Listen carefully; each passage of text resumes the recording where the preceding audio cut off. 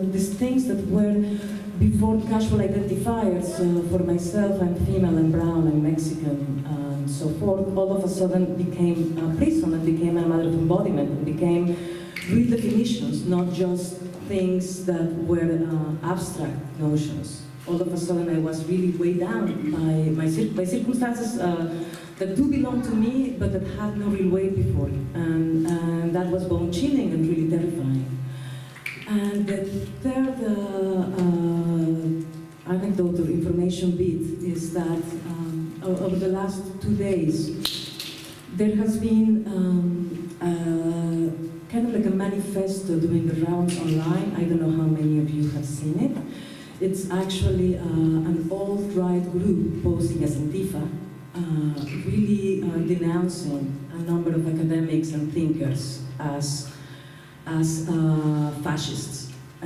You know, like the list of the people that are denounced is incredible. It's the xenofeminists, the Lucian Guattari, Alain Badiou, Mackenzie Ward, Benjamin Bratton, Claudio Eschun, Luciana Parisi. I mean, like a lot of people that are actually like really valuable thinkers for the left. And what it makes me realize is how sophisticated the alt-right has got, and how they are trying to play to our weaknesses, which is that we splinter easily. We have such moral grandstanding that we tend to take each other down. And this text, which is very poorly written, but still, you know, shoot people down because a fascist accusation can take, you know, can make somebody lose a job. You know, I mean, it's been widely discussed. So, with those three things in mind, now I try to tackle as a good student the points that Adam tried to make us think about. One is the ways in which art can counter the rising rhetoric. Yeah? And my own personal experience makes me think about this conduit, yeah, like this kind of contaminations and transfer that can happen through art, which is one of the few fields where really a drunk, like someone that is a drunk that only goes to openings to drink and lives God knows where, can end up talking to a millionaire collector, yeah? Just to make a very banal example, it really allows for class contamination, it really allows for class contact.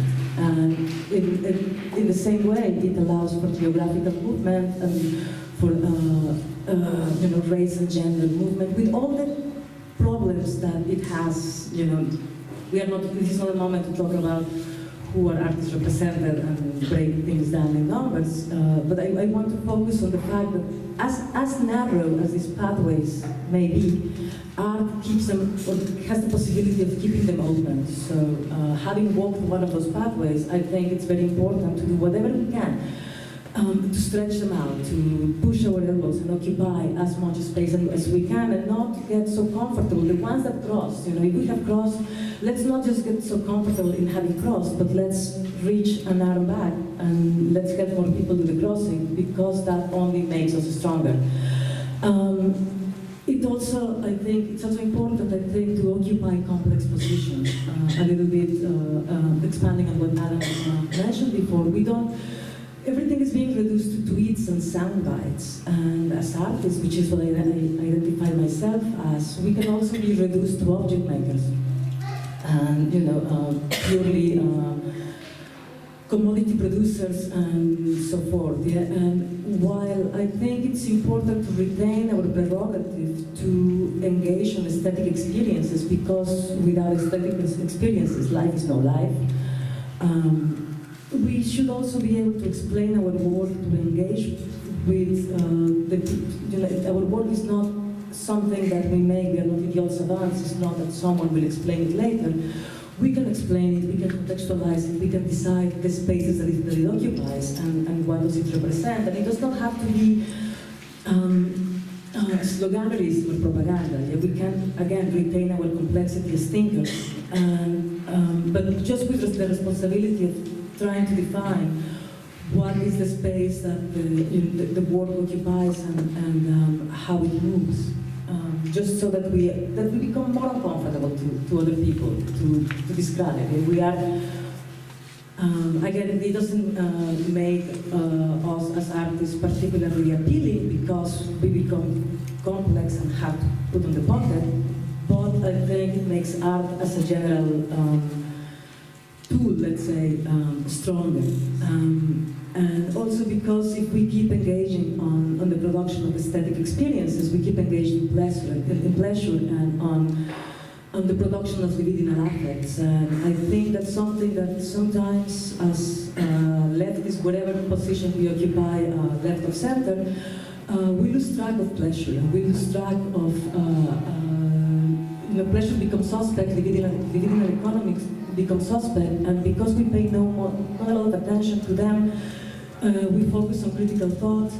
Everything libidinal has become co-opted by capital. And pleasure and desire have left a big hole in that gets, of course, filled by commodities and other abstractions. And I think claiming that back should not be so difficult. That I do not want to think that people, that I'm going to pursue people to become leftist and fight right-wing dominance just because that's the right thing to do and morally correct. But because life is good and life is worth living and life is fun and we do laugh, and it's not just the gallows humor. We do enjoy ourselves and as proper intellectuals.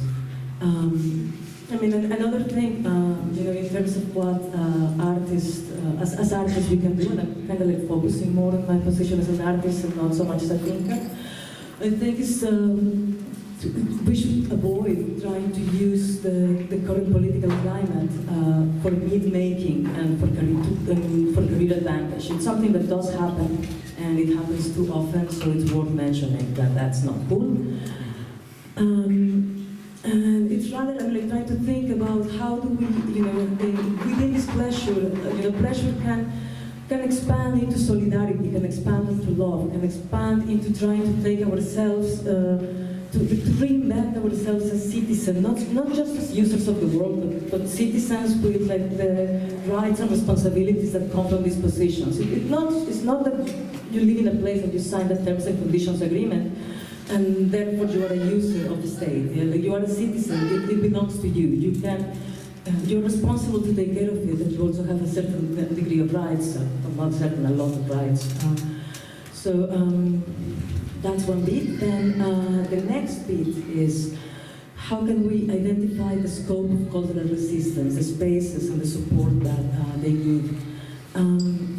One of the first things that come to mind is that there is, of course, protest is incredibly important, but there is also something that is incredibly unsexy, which is infrastructure, to try to figure out how things get done. It's not enough to, so it's very important to let our anger out and to scream it out and to, I don't know, whatever it takes, break the window, burn the car, whatever that may be. But that is something, that makes a visual impact that makes the better photographs, and that is immediately rewarding.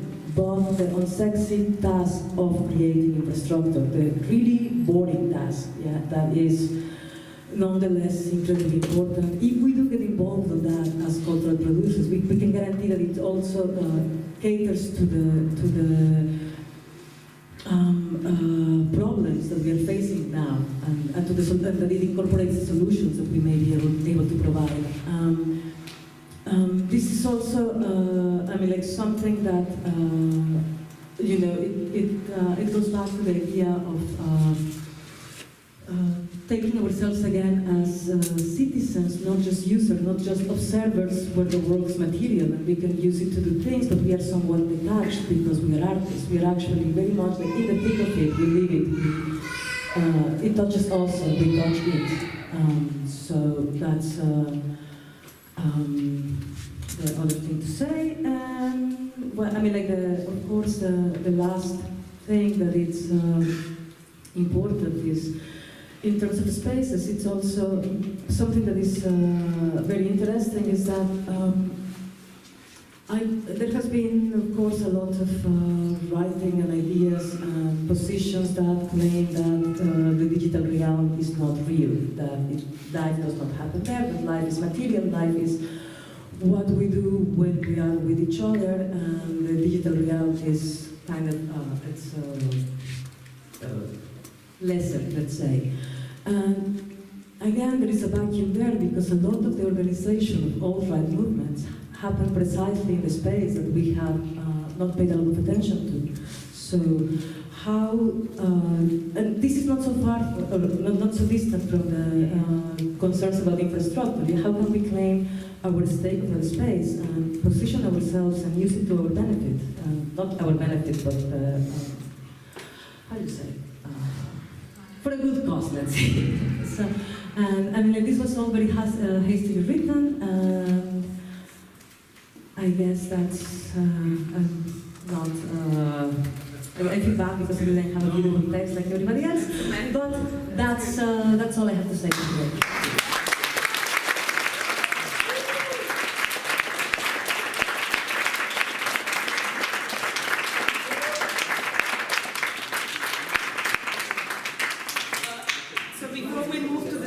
Session, I would suggest that we just open to the audience, to audience interventions. We have 10 to 15 minutes. If you have something to say. And then, yeah, you should come up to the mic.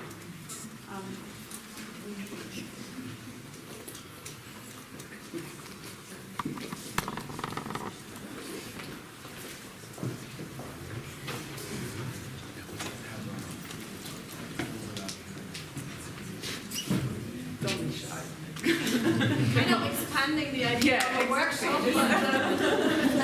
Yes, the microphone cannot go any further. Wait, that's me. Yeah. Hi. So my name is Pia. I'm part of the Savvy team, so I guess I'm semi-audience. So I guess my thing that I would want to add is, well, first of all, thank you to all of you, but and thank you in particular to Julieta, who brought up the question of infrastructure, because something that I've been thinking about a lot is how so many leftist movements are created in a very, what I can't help but saying is a masculine way, it is often a destructive way, is a resistance that requires so much martyrdom and so much giving up and sacrifice.